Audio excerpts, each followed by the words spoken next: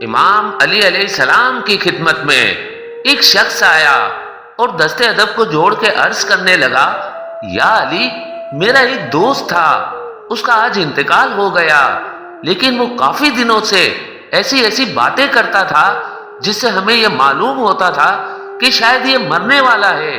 تو کیا موت سے پہلے انسان کو پتہ چلتا ہے کہ انسان مرنے والا ہے؟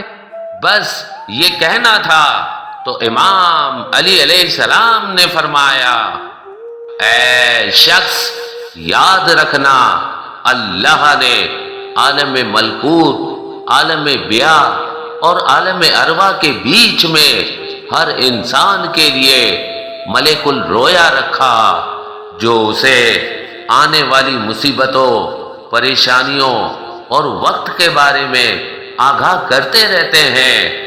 اللہ اپنے بندوں سے پیار کرتا ہے۔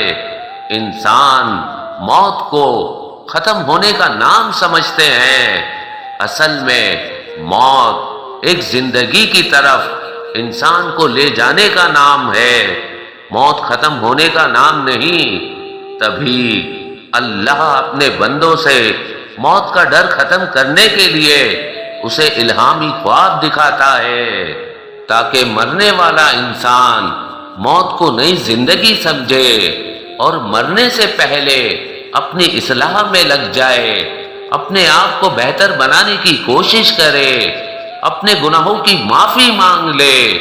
جس طرح وہ کبھی کسی سفر کو جاتا ہے تو اس کی تیاری کرتا ہے، سفر کا سامان اکٹھا کرتا ہے، ویسے ہی اپنے برزخ کا سامان اکٹھا کر لے۔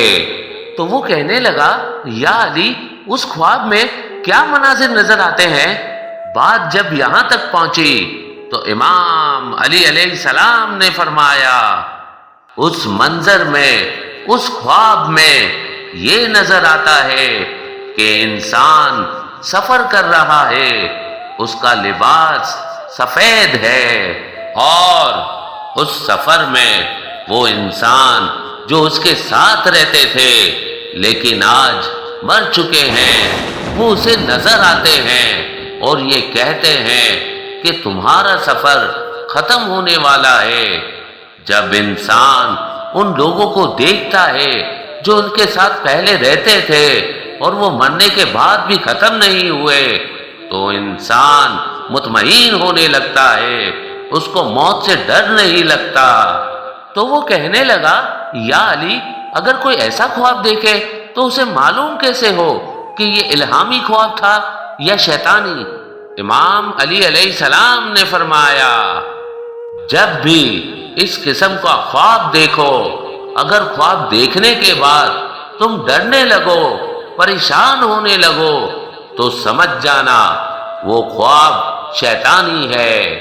لیکن اگر اس خواب کے بعد تم مطمئن ہونے لگو اور تمہیں موت سے پیار ہونے لگے تو سمجھ جانا یہ خواب رحمانی ہے، یہ خواب رحمانی ہے۔